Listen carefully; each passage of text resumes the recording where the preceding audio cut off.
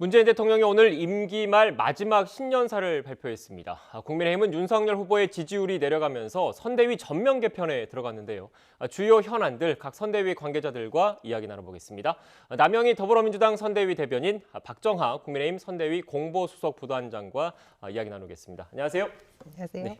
새해 첫 출연이신데 그래도 새해 인사는 좀 드리겠습니다. 새해 복 많이 받으십시오. 새해 복 많이 새해 복 많이 받으십시오. 받으십시오. 네. 일단 오늘 오전 문재인 대통령의 신년사부터 이야기를 나눠봐야 할 것 같은데 핵심 메시지는 이건 것 같습니다. 통합, 희망, 미래를 강조했는데 남북관계와 관련해서도 좀 주목해서 좀 봐야 될 것 같습니다. 관련된 녹취가 준비되어 있는 것 같은데요. 먼저 듣고 오겠습니다.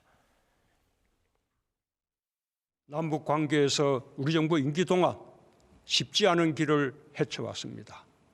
많은 성과가 있었지만 앞으로 가야 할 길이 먼 것도 사실입니다. 지금은 남과 북의 의지와 협력이 무엇보다 중요한 때입니다. 다시 대화하고 협력한다면 국제사회도 호응할 것입니다. 정부는 기회가 된다면 마지막까지 남북관계 정상화와 되돌릴 수 없는 평화의 길을 모색할 것이며 다음 정부에서도 대화의 노력이 이어지길 바랍니다. 네, 대변인. 일단 문재인 대통령이 남북관계 개선, 남북관계 정상화에 대한 의지를 또 이렇게 강조를 했는데 현실적인 여건은 녹록지 않다 이런 분석이 많은 것 같습니다. 어떻습니까? 그렇습니다. 오늘 대통령께서 마지막 신년사를 네. 통해서 하신 말씀 중에 한반도의 평화는 거스를 수 없는 그런 우리의 과제이지만 결국 그 정부의 한계가 있다라는 그런 솔직한 말씀을 하신 것 같은데요. 네. 이것은 이후에 그 다음 정부까지 이어져야 될 부분이고 이것은 뭐 보수든 뭐 진보든 할 구분이 될 수 있는 그런 과제가 아님을 다시 한 번 더 말씀하신 것 같습니다. 저는 오늘 신년사에서 가장 주안점을 두고 봐진 부분은 국민 통합 부분인데요. 특히 그 국민 통합 선거가 돼야 된다 이런 말씀을 하셨거든요. 네. 이것이 결국 우리 미래로 나가는 방법에 있어서 가장 중요한 분기점이 될 그런 선거가 될 것이니 그것에 우리 국민 모두가 함께 통합의 의지를 다져달라는 그런 당부의 말씀이 아니었나 그런 생각이 듭니다. 네, 특히 지금 정부에서는 지금 2월 달에 치러지는 베이징 올림픽에서 어떻게 보면 종전선언을 비롯해서 한반도 평화 프로세스의 모멘텀, 계기를 마련해 봐야 되겠다 이런 노력을 좀 계속 추진해 왔는데 현실적인 요건이 조금 쉽지 않은 것 같아요. 어떻습니까? 외교부에서도 그렇게 네. 얘기한 적이 좀 있었던 것 같고요.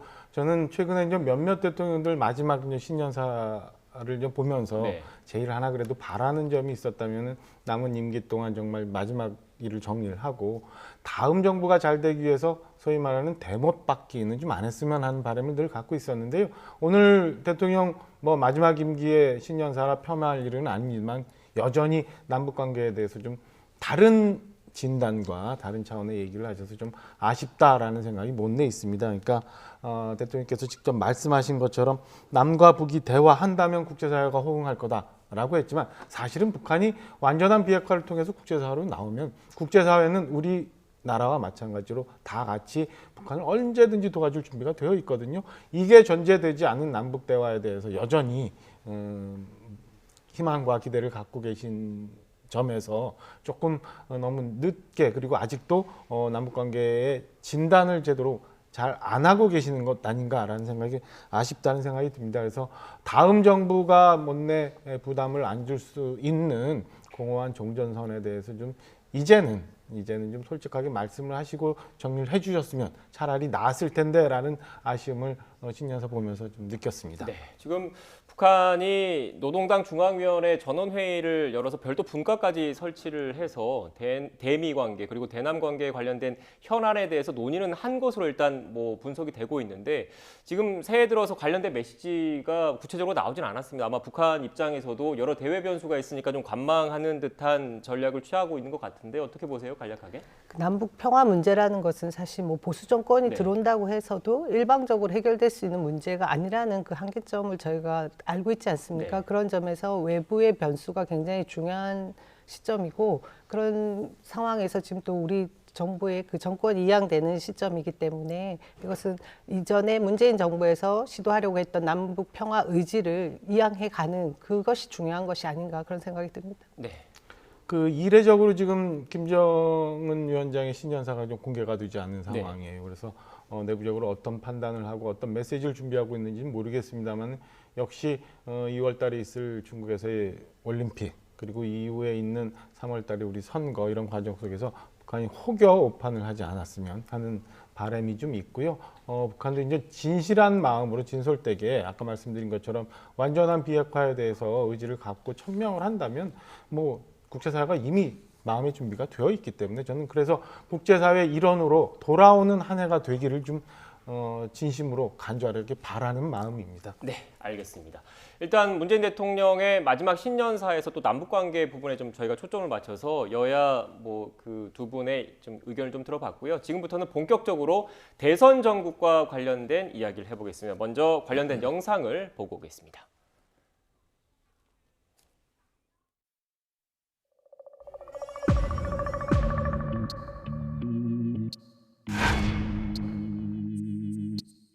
희망을 좀 얘기하는 뭐 그런 한 해가 되면 좋겠습니다.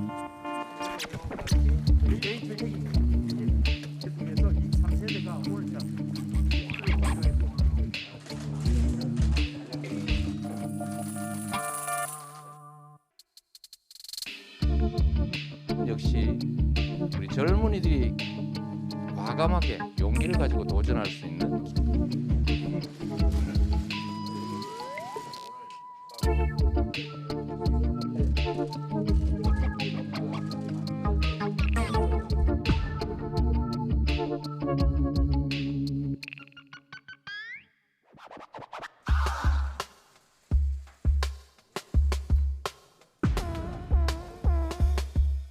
관공서 여러 군데 다니느라 속 터지는 일이 없도록 하겠습니다. 영업을 또 계속 해야 되는 분들한테는 일단 대출을 해준다. 보시고 지금 이재명 후보님 쪽에 위치할 수 있도록 착용합니다.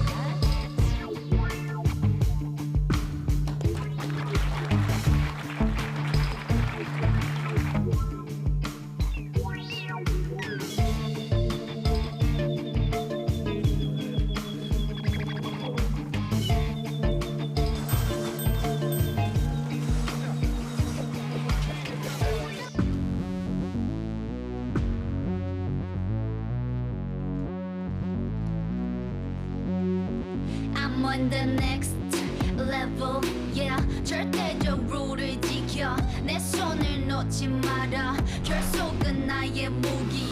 광야로 걸어가. 알아 내 헝거. 네, 오늘 나온 주요 여론조사 결과부터 살펴보겠습니다. 준비된 그래픽 준비되는 대로 좀 띄워주시고요. 새해 뭐 첫날부터 여러 언론기관에서 의뢰한 여론조사 결과가 나왔는데 오늘은 중앙일보, 오늘자 중앙일보에서 공개된 여론조사 결과 보겠습니다. 민주당 이재명 후보가 39.4%, 윤석열 후보가 29.9%, 그리고 안철수 후보가 10.1%로 두 자릿수를 기록했습니다. 일단 뭐 국민의힘 내부 사정이 좀 복잡할 것 같아서 좀 여쭤볼게요. 지금 현재 심각하게 받아들이고 있는 겁니까? 그럼요. 오늘 아침에도 굉장히 엄숙한 상황에서 긴박한 일들이 많이 벌어졌습니다. 앞서 저희가 이제 화면에서 보신 것처럼 선대위의 7시 이제 회의를 통해서 총괄본부장급들이 일괄 사퇴를 했고 이에 그 후보도 오늘부터 일정을 잠정 중단하는 이런 초유의 상황이 왔습니다. 현재 상황에 대해서 굉장히 엄숙하게 저희 쳐다보고 있고요.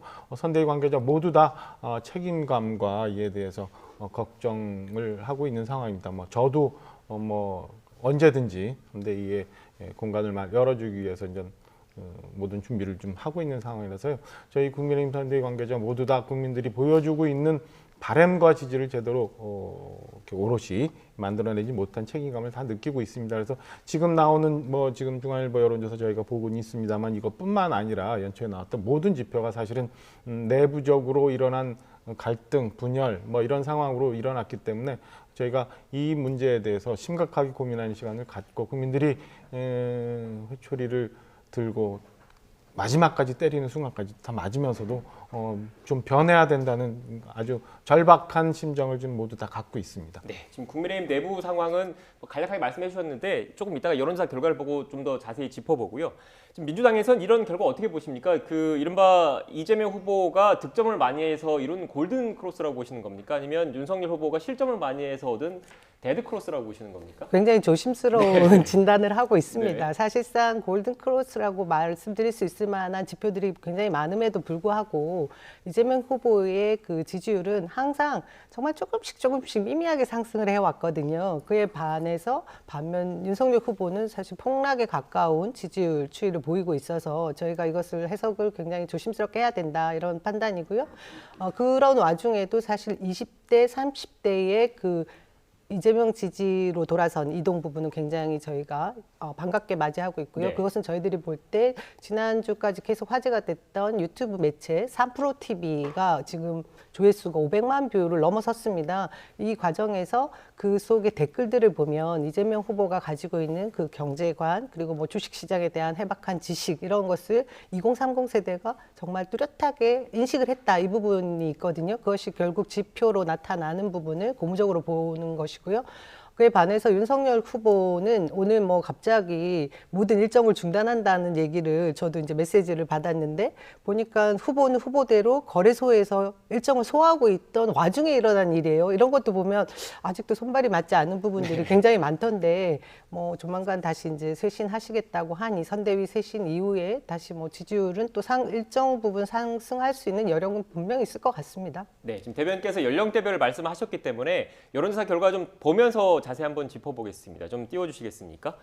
일단 말씀하셨던 것처럼 지금 윤석열 후보, 지금 중앙일보 여론조사 결과인데요. 윤석열 후보 같은 경우에는 60세 이상에서만 이재명 후보에게 우위를 점하고 있고 나머지 연령대에서는 좀 약세를 좀 보이고 있습니다. 특히 40대, 50대는 전통적으로 지금 민주당 지지층이 좀 강하다라는 분석이 많았었는데 그래서 부동층을 2030 세대로 보고 총력을 기울였지 않습니까?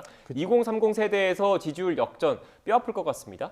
그렇죠. 이건 최근에 있었던 선대위 갈등, 네. 여기에 이제 이준석 대표의 지금 외곽 행보, 그리고 최근에 있었던 윤석열 후보의 몇몇 그 메시지 관리 실패 뭐 이런 등등이 복합적으로 작용한 것 같아요. 이번 선거는 말씀하신 것처럼 20, 30대, 그다음에 여성층, 그다음에 수도권을 중심으로 한 부동층이 가장 중요한 핵심 과제인데요. 모든 지표에서 사실은 밀리고 있는 데 대해서 뼈아프게 생각을 하고 있고 다만 지금 이 지지율 하락세가 외부적인 요인보다는 내부적인 요인으로 인해서 이루어졌기 때문에 하여튼 지금 뭐 뼈를 깎는 쇄신의 노력을 보인다면 국민들이 그래도 접었던 지지세를 좀 되돌아주지 않을까라는 기대감을 갖고 하여튼 깎고 또 깎고 하는 쇄신을 하겠습니다. 다만 그 이재명 후보가 이제 점증적인 네. 상승세를 보이고는 있습니다만은 지난 한 달여 동안 굉장히 많은 노력들을 한 것 같아요. 민주당에서. 그리고 최선의 선거를 해왔는데 그럼에도 불구하고 여전히 30% 말에서 후반에 박스권을 벗어나지 못하는 점은 그나마 저희가 좀 그래도 희망을 가질 수 있는 부분 아닌가 싶은 생각이 들고 윤석열 후보로부터 빠져나갔던 20대를 중심으로 한 이 그 지지 철회가 이재명 후보 쪽으로 가지 않고 안철수 후보 내지는 무응답층으로 좀 가 있는 것들이 저는 뭐 저희가 조금 노력을 한다면 충분히 회복할 수 있는 상황 아닌가. 그래서 지금부터는 사실은 이재명 후보가 그동안에 있었던 노력 이후에 현 정부와의 차별화를 어떻게 만들어내서 이 30% 박스권을 벗어나느냐. 그다음에 윤석열 후보가 지금 처진 하락된 지지율을 얼만큼 회복할 수 있는가. 그리고 보시는 것처럼 안철수 후보가 드디어 두 자릿수 지지율을 보이고 있습니다만 이 상승세가 어디까지 지속될 건가. 이런 것들이 중요하게 볼 수 있는 변수 아닌가 이렇게 평가해 봅니다. 네, 지금 안철수 후보 말씀을 하셨기 때문에 앞선 그 전체 대선 주자들 그래픽을 좀 다시 한번 띄워주시겠습니까? 일단 지금 안철수 후보가 두 자릿수를 기록했습니다. 근데 제가 그 여론조사 전문가분들 의견을 들어보니까 대선 주자 지지율이 한 자릿수와 두 자릿수는 또 다른 의미를 갖는다고 하더라고요. 그러니까 일반적으로 뭐 편승 효과라고 하던데 두 자릿수가 올라가면 그 유권자 입장에서 자신의 표가 사표가 되거나 뭐 자신의 지지율이 다른 생각을 가지고 있다는 걸 좀 숨기려는 그 경향성이 있는데 그런 경향성과 달리 두 자릿수가 나온다면 다른 사람도 나랑 비슷한 생각을 갖고 있네 하면서 오히려 더 지지를 하게 되는 지지율이 더 올라가는 이른바 편승 효과 가능성도 배제할 수 없다라고 분석을 하시는 분도 계시더라고요. 어떻게 보십니까? 저는 안철수 후보가 지금 10% 네. 가까운 지지율을 보이는 부분에 있어서는 윤석열 후보에 대한 야권의 후보 교체론이 굉장히 강한 부분이 저 지지율에 나타난 것 같습니다. 이미 국민들은 윤석열 후보의 그 공정이라는 잣대에 대한 부분에 의문을 갖고 있게 됐고 그와 더불어 처와 그리고 장모 본인 문제들에 대해서 생각했던 것과 굉장히 다른 인물이었구나, 검찰주의자였구나, 그리고 여전히 검찰 같은 모습을 보여주는 많은 그 실언들을 통해서 사실 후보를 교체해야 되는 것이 아닌가라는 그 욕구가 굉장히 강하더라고요. 그것이 결국 안철수 후보에게로 일정 부분 넘어갔다 그런 생각이 들고요. 아까 말씀하신 대로 지표가 15% 이상 되면 사실 이 대선에 있어서 선거 보존 비용을 모두 보존받는 비용 그 수준까지 가게 되면 독자 출마를 충분히 할 수 있는 그런 생각을 가질 것이기 때문에 저는 이후에 안철수 후보와의 단일화 문제는 좀 더 두고 봐야 될 부분이 있다. 그것은 그 지표가 한 10%에서 15% 이상 넘어갈 때 어떤 결과가 또 반영이 될지 두고 봐야 될 일이다. 그런 생각을 합니다. 네. 여론조사 전문가들 보면은 이제 7%, 10%, 15%를 이제 분기점으로 좀 보고 있어요. 네. 지금 이미 이제 두 자릿수 10%는 넘어간 게 몇몇 여론조사에서는 나오고 있는데 안철수 후보가 과연 이제 15%까지 가는가를 한번 지켜볼 대목인 것 같아요. 근데 다만 앞서도 말씀드린 것처럼 안철수 후보가 새로운 정치에 대한 모습을 보여줬다기보다는 국민의힘 윤석열 후보로부터 실망했던 표들이 옮겨간 상황이라 저는 두 후보의 지지율이 연동 관계를 가지고 움직일 거라고 보여집니다. 그래서 저희 당 쇄신의 모습이 그다음에 윤석열 후보의 메시지 관리가 어느 정도 되느냐에 따라서 이 안철수 후보의 지지율이 어느 정도 지점까지 올라가느냐 이걸 봐야 최종적으로 지금 선거 구도가 어떻게 변할지를 좀 전망해 볼 수 있지 않을까라는 생각입니다. 네, 지금 그러니까 결국 말씀하신 거 들어보면 그 안철수 후보의 지지율 상승, 그러니까 안철수 후보에게 쏠린 표심이 이재명 후보로 간 게 아니라 일단 정권 교체 여론을 바탕으로 윤석열 후보에서 좀 빠진 표심이 넘어갔기 때문에 그나마 좀 그 다행인 측면이 있는 거고 그렇게 국민의힘 입장에서는 보여집니다. 그리고 좀 앞으로 뭐 정책 경쟁이라든지 선대위 쇄신도 할 것이기 때문에 충분히 그 표심을 다시 가져올 수 있다라는 게 지금 현재 국민의힘 입장이라는 말씀이죠. 네, 저희는 뭐 국민들 보기에 굉장히 부족하긴 하지만 그런 기대감을 갖고 있고요. 그래서 오늘 같은 이제 노력들이 좀 보여지고 있는 것 아닌가라는 생각입니다. 네, 지금 자연스럽게 지금 국민의힘 내부 말씀을 하셨기 때문에 관련된 녹취를 듣고 현재 국민의힘 선대위 어떻게 돌아가고 있는지 이야기 나눠보겠습니다. 김종인 위원장의 녹취를 좀 준비해 주시겠습니까?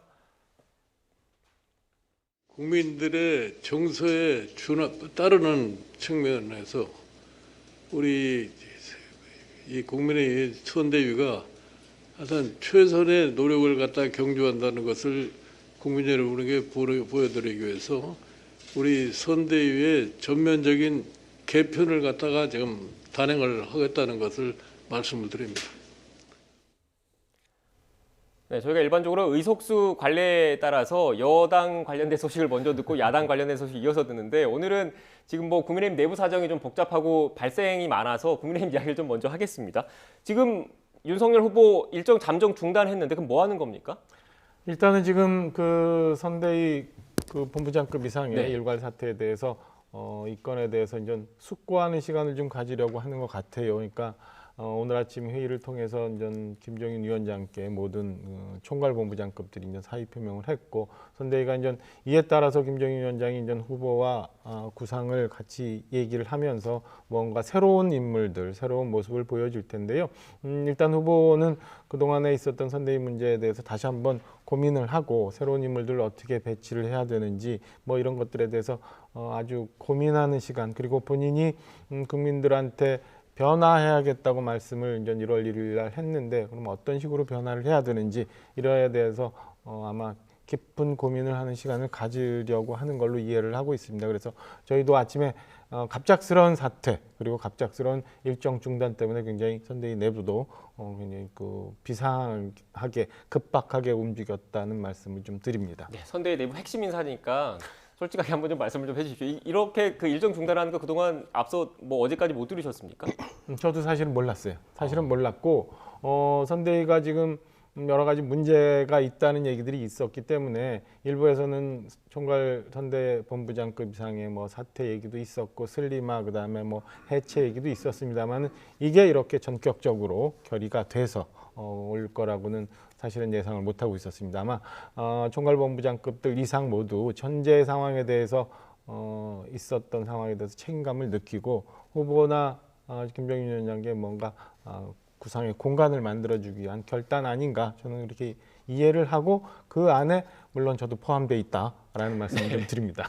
지금 앞서 방송 들어가기 전에 대변인께서도 국민의힘 내부 사정이 좀 궁금하다고 그래서 제가 대신해서 좀 추가로 한 번 더 여쭐게요. 그렇다면 이게 그동안의 이 선대위 갈등과 관련해서 이준석 대표가 인적 쇄신을 해라. 그게 그 복귀의 명분으로 어떻게 보면 사실상 내걸었지 않습니까? 이준석 대표 복귀하는 겁니까?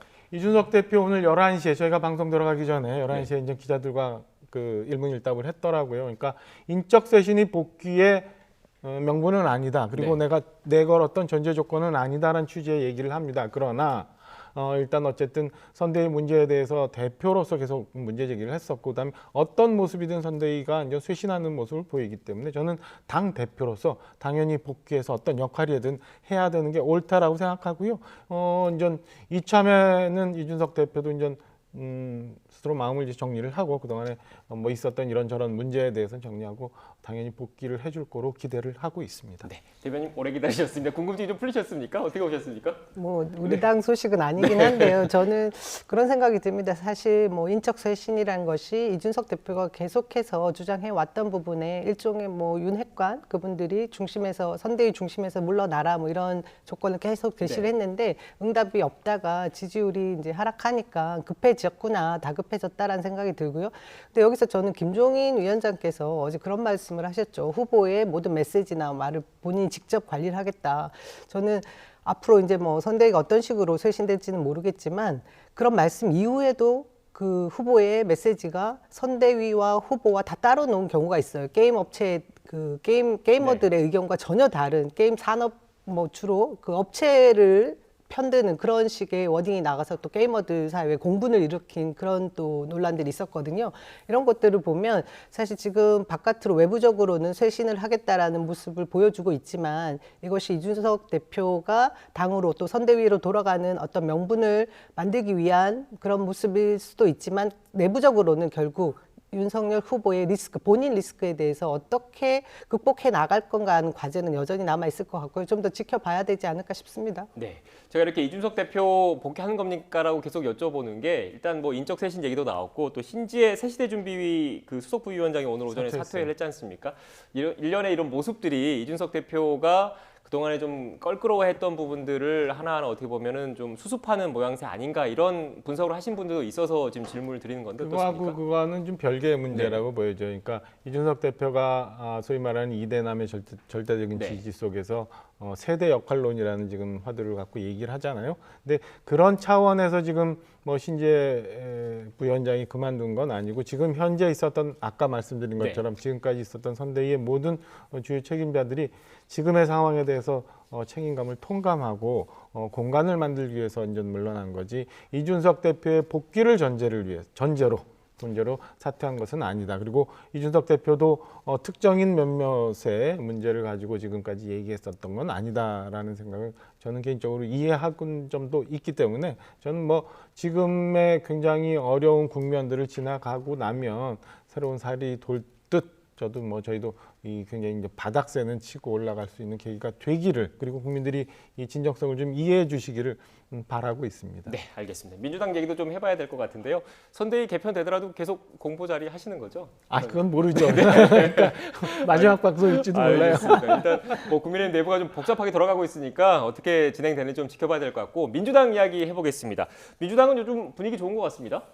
뭐 일단 당 대표 네. 그리고 후보 그리고 선대위 모든 일원들이 일사불란하게 움직이는 것 같고요. 후보의 메시지도 계속해서 정책 행보가 이어지고 있는데 그것이 사실은 뭐 네거티브 우리 선거 전 때문에 약간 뭐 부각되지 못한 측면은 분명히 있지만 연일 정책 행보를 이어가고 있고요. 그걸 뒷받침하고 있는 선대위를 보면 저는 지금 국민의힘은 시간 얼마나 그 짧은 시간 내에 그 내용을 수습하느냐에 따라 또 지지율은 또 변할 수 있을 거란 생각이 드는 게 저희가 또 초반에 후보 결정되고 한 달 동안 움직이지 않는 공룡 선대위가 있지 않았습니까? 뭐 그런 점을 말씀드리고 싶고요.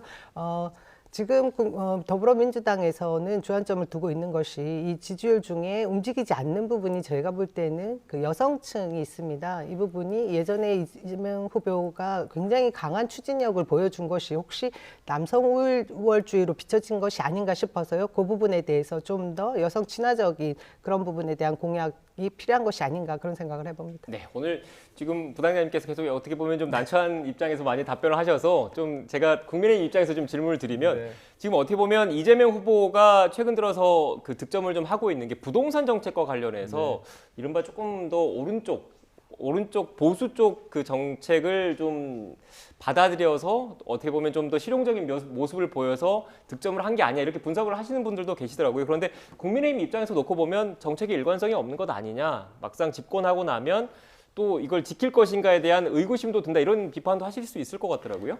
그러니까 지금 현재 그 현상적으로 나타나는 지지율 추이가 그러니까 그리고 최근에 이재명 후보가 부동산 관련해서 여러 가지 인전 공약들을 냈기 때문에 그게 영향을 미쳤던 것 아닌가라고 해석을 할 수 있어요. 그런데 저는 뭐 그게 온전하게 그 반영된 건 아니라고 보여집니다. 그리고 부동산 정책과 관련해서 이재명 후보가 말씀하시는 몇몇 건들이 저는 이게 앞뒤가 맞는 건지에 대해서 좀 궁금한 부분들이 많아요. 그러니까 세제 개편 얘기도 그렇고 그다음에 임대주택 중심의 공급 공약도 그렇고 사실은 세부적인 미세 정책에 대해서는 나중에 뭐 좀 더 전문가들 통해서 공약이 다듬어지겠습니다만은 후보가 갖고 있는 부동산에 대한 철학과 가치가 어떻게 되는가가 유권자들이 제일 판단할 수 있는 기준이잖아요.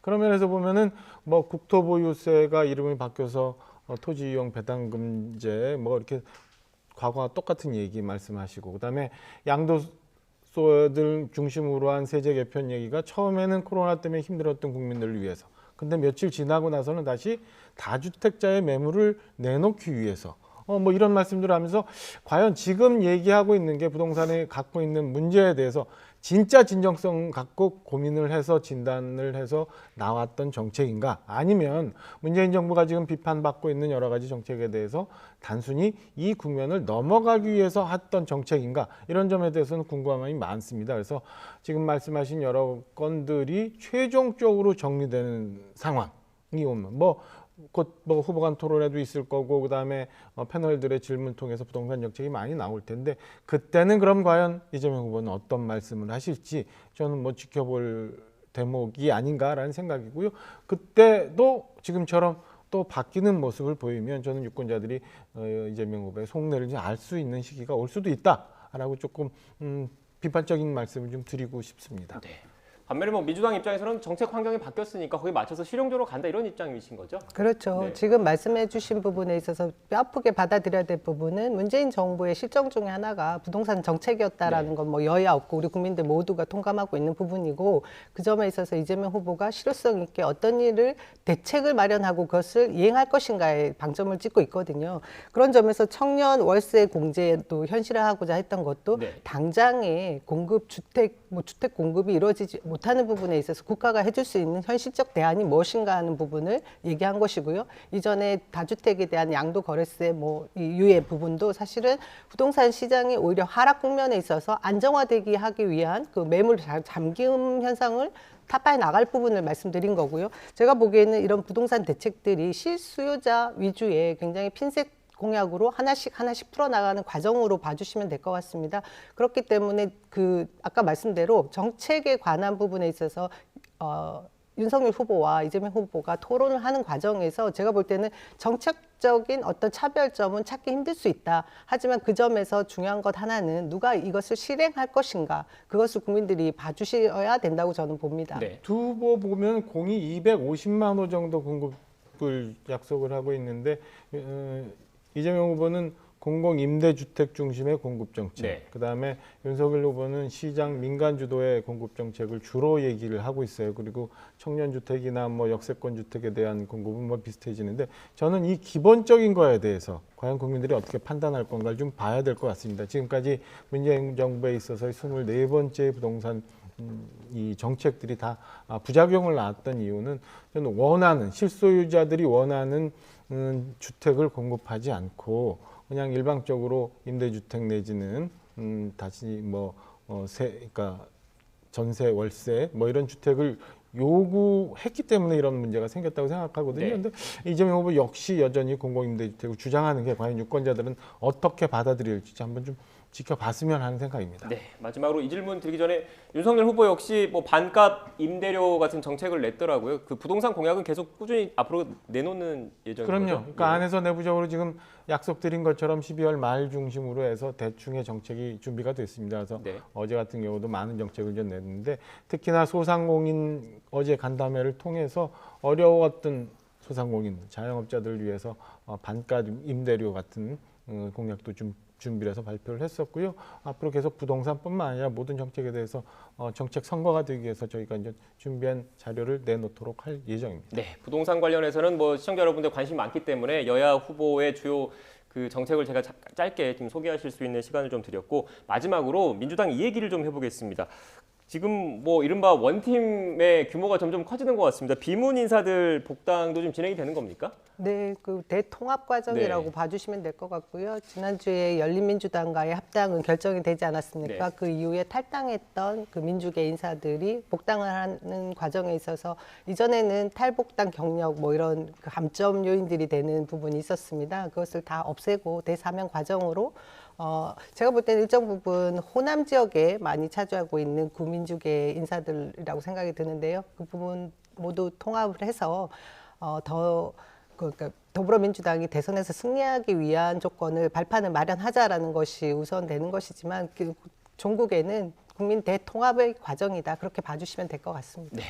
일단 뭐 마지막으로 또 여쭤봐야 될 것 같은데 일단 그 민주당 입장에서는 뭐 이낙연 전 대표, 정세균 전 총리 이렇게 민주당 경선 과정에서 함께 이재명 후보와 경쟁했던 분들이 어떻게 보면 이른바 원팀 행보를 좀 보이고 있는데 국민의힘 뭐 선대위 전면 개편을 한다고 했으니까 이것과 별도로 뭐 홍준표 의원이라든지 유승민 의원이라든지 일단 뭐 경쟁하셨던 분들과의 이른바 화학적 결합도 지금 계속 추진이 되는 거겠죠? 물밑에서 계속 추진이 네. 되고 있습니다. 그래서 아까 잠깐 말씀드린 것처럼 사실은 이재명 후보는 연말을 기점으로 해서 최대한의 자원을 모두 동원해서 지금 퍼부은 결과 그리고 윤석열 후보는 아시는 것처럼 많은 것들이 걱정스러운 상황에서 있었던 결과라서 한번 변해가는 모습들 그리고 아까 말씀하신 것처럼 이제 경선에 같이 했었던 분들이 이제 합류하는 그런 모습들을 한번 여러분들이 기대해 보셔도 좋겠다는 바람의 말씀을 드립니다. 저는 마지막으로 부탁드리고 싶은 네. 것이 빠른 선대위의 쇄신 이후에 윤석열 후보와 이재명 후보가 국민들의 앞에서 정책 토론을 펼쳐주셨으면 하는 것이 바람입니다. 네. 뭐 반론 있으시고 하루 빨리 이루어졌으면 토론 준비 좋겠습니다. 당연히 되어 있어요. 네. 당연히 되어 있고 이재명 아까 제가 뭐 모든 자원을 다 연말에 쏟아부었다고 말씀드린 것처럼 굉장히 많은 프로그램에 나와서 다양한 네. 모습을 보여주셨더라고요. 전략적으로 그렇게 했던 것처럼 저희도 저희 맞는 그 시점에 전략적으로 노출을 하고 토론에 응할 준비가 되어 있다는 말씀 드립니다. 네, 알겠습니다. 두 분 다 하실 말씀 하셨죠? 알겠습니다. 지금까지 남영희 더불어민주당 선대위 대변인, 박정아 국민의힘 선대위 공보수석 부단장과 전국 현안에 대한 이야기 나눴습니다. 오늘 말씀 고맙습니다. 고맙습니다.